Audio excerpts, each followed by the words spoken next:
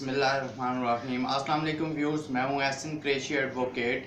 आज का जो हमारा लेक्चर है सीआरपीसी का लेक्चर नंबर 104 और जो टॉपिक है आज हम डिस्कस करेंगे कि अगर कोई मुल्ज़म एतराफ़ जुर्म करना चाहे तो वो एतराफ़ जुर्म किसके सामने करेगा, उसका क्या तरीक़ाकार होगा और एतराफ़ जुर्म करने के बाद ट्रायल पर क्या असर हो सकता है। इस हवाले से आज हम डिस्कस करेंगे कि एतराफ़ जुर्म जो है वो किसके सामने करेगा, किसके पास ये इख्तियार है और एतराफ़ जुर्म जिसके सामने किया जाएगा उसको वो एतराफ़ जुर्म को किस तरह रिकॉर्ड करेगा। इसके ऊपर हम डिस्कस करेंगे। जो रेलिवेंट लॉ है वो है सेक्शन 164 सीआरपीसी, यानी कि ज़ाब्ता फौजदारी के सेक्शन 164 के अंदर कन्फेशनल स्टेटमेंट्स के हवाले से तज़किरा किया गया है कि कोई एतराफ़ जुर्म करता है कोई मुल्ज़म तो उसकी वो किसके सामने करेगा। उस सब सेक्शन जो 1 है 164 के 3 सब सेक्शंस हैं, हम 1 बाई 1 डिस्कस करते हैं। 164 सब सेक्शन 1 के अंदर लिखा गया है पावर्स के हवाले से कि किसके पास इख्तियार है कि वो 164 के बयान कलमबंद कर सकता है। 164 सब सेक्शन 1 के मुताबिक कोई भी दर्जा अव्वल और दर्जा दोम का मजिस्ट्रेट जिसको सूबाई हुकूमत ने इख्तियार दिया हो 164 के बयान कलमबंद करने के हवाले से, तो वो 164 के बयान जो है वो कलमबंद कर सकते हैं। अब 164 के बयान कब कलमबंद किए जाते हैं? दौरान तफ्तीश अगर मुल्ज़म ये चाहे कि वो एतराफ़ जुर्म करना चाहता है, इक़बाल जुर्म करना चाहता है, तो ट्रायल और इंक्वायरी से पहले और तफ्तीश के दौरान वो इकरार एतराफ़ जुर्म या इकरार जुर्म का कर सकता है कि जी मुझसे ये हुआ है जुर्म, मुझसे इसका इर्तिकाब हुआ है। वो मजिस्ट्रेट के सामने उसको पेश किया जाएगा और दर्जा अव्वल और दर्जा दोम के मजिस्ट्रेट जो है वो उसको रिकॉर्ड करेंगे।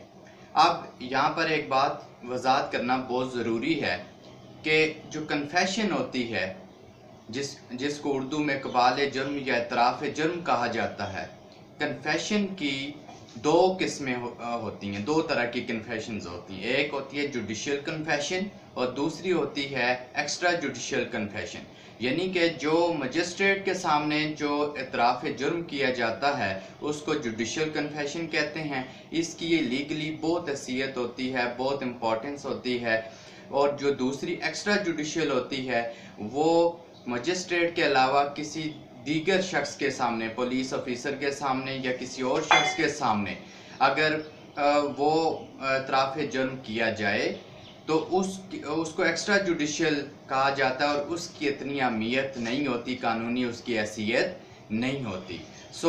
इसी वजह से जब एतराफ़ जुर्म कोई मुल्ज़म करना चाहता है तो पुलिस ऑफिसर उसको मुतल्लिका मजिस्ट्रेट के सामने पेश करते हैं, चूँकि मजिस्ट्रेट के सामने जो एतराफ़ जुर्म किया जाता है उसकी कानूनी वो जुडिशियल कन्फेशन कहलाती है और उसकी कानूनी हैसियत होती है।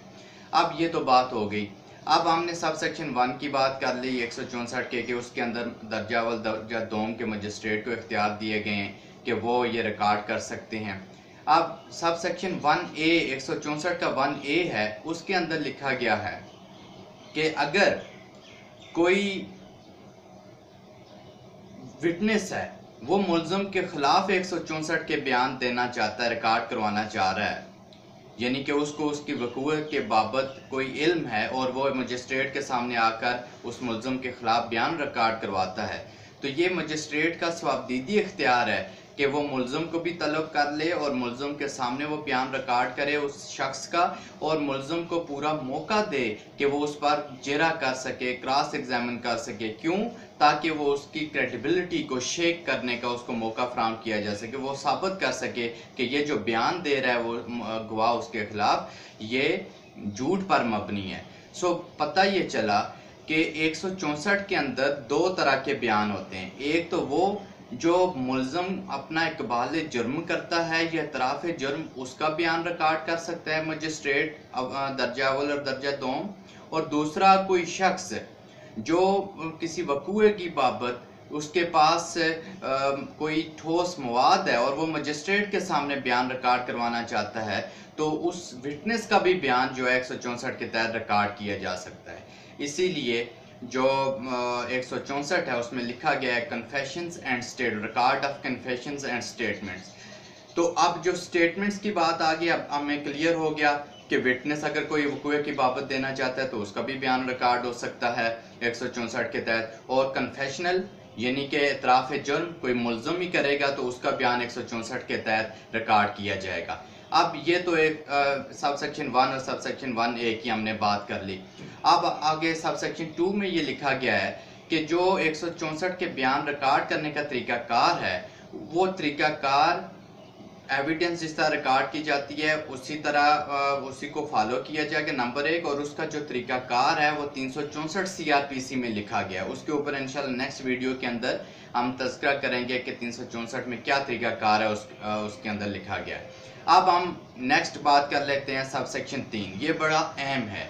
इसके अंदर ये कहा गया है जो मजिस्ट्रेट है वो 164 के बयान रिकॉर्ड करने से पहले 2 सवाल करेगा, उससे लाजमी तौर पर करेगा। रिकॉर्ड बयान करने से जो स्टेटमेंट है इतराफ़ जुर्म या इकबाल जुर्म, वो रिकॉर्ड करने से पहले 2 सवाल उससे करेगा। एक तो उसे वो ये कहेगा कि जनाब आप 164 का ये जो बयान कन्फेशनल स्टेटमेंट देने जा रहे हो, ये जो इतराफ़ जुर्म करने जा रहे हो, इसके आप पाबंद नहीं है, कोई आपको फोर्स नहीं कर रहा। एक तो ये सवाल उससे करेगा। दूसरी बात उससे कहेगा कि अगर आप ये इकबाल जुर्म या इतराफ़ जुर्म करते हैं तो ये आपके ख़िलाफ़ भी कल शहादत में इस्तेमाल हो सकती है। अगर फिर भी ये दोनों बातें कहेगा, फिर भी अगर वो करता है तो फिर उसके बाद वो तसल्ली करेगा कि क्या ये जो इकबाल जुर्म करने जा रहा है ये फ्री विल से कर रहा है या इस पर कोई प्रेशर तो नहीं है। वो अपने तौर पर तसल्ली हालात व वाक़यात से करने के बाद वो उसकी जो स्टेटमेंट है वो रिकॉर्ड कर लेगा। अब उसके बाद ये तो बड़ी अहम बातें जो लाजमन है, अगर ये बातें वो नहीं रिकॉर्ड करने से स्टेटमेंट रिकॉर्ड करने से पहले पूछता तो उस स्टेटमेंट की फिर कोई हैसियत नहीं होती। अब जब उसने ये बातें कर ली, स्टेटमेंट रिकॉर्ड हो गई, उसके बाद उसने जब सिग्नेचर ले लिए तो नीचे वो एक मेमोरेंडम ऑफ सर्टिफिकेट, जिसको मेमोरेंडम देगा, सर्टिफिकेट एक देगा मजिस्ट्रेट उस स्टेटमेंट के नीचे। वो मेमोरेंडम क्या होता है, उसमें वो ये लिखता है कि जनाब ये जो स्टेटमेंट रिकॉर्ड की गई है इस हवाले से मुल्ज़म को कहा गया था कि आप ये बयान देने के पाबंद नहीं है, इकबाल जुर्म करने के पाबंद नहीं है। अगर आप ये करते हैं तो ये आपके ख़िलाफ़ कल शहादत में इस्तेमाल हो सकता है। एक तो वो ये अपने सर्टिफिकेट के अंदर लिखा है। दूसरा वो कहेगा, ये भी लिखेगा कि मैंने तसल्ली की है कि ये फ्री विल से जो है ये स्टेटमेंट रिकॉर्ड करवाई है इसने। तीसरी बात, वो चौथी बात जो लिखेगा उसके अंदर वो ये लिखेगा कि ये मेरी मौजूदगी में ये स्टेटमेंट दी गई है और मैंने अपनी मौजूदगी में इसको तहरीर करवाया है और उसके बाद इसको पढ़कर सुनाया है मुल्ज़म को। मुल्ज़म ने उसके कंटेंट्स को, मंदरजात को वेरीफाई किया है और उसके बाद उसके सिग्नेचर वगैरह लिए गए हैं। सो ये सर्टिफिकेट वो नीचे देगा। सो व्यूज़ ये तो था कि 164 जो कन्फेशनल स्टेटमेंट या विटनेस के जो बयानात हैं वो कौन रिकॉर्ड कर सकता है, कैसे रिकॉर्ड किया जाएगा, उसके ऊपर हमने तज़किरा किया। मुझे उम्मीद है कि ये लेक्चर आपको पसंद आया होगा। अगर मेरा लेक्चर आपको पसंद आया तो मेरे चैनल को सब्सक्राइब कीजिए, दोस्तों से शेयर कीजिए, बेल आइकन को प्रेस कीजिए ताकि मेरी हर वीडियो का नोटिफिकेशन बर वक्त आपको मिलता रहा करे। वस्सलाम।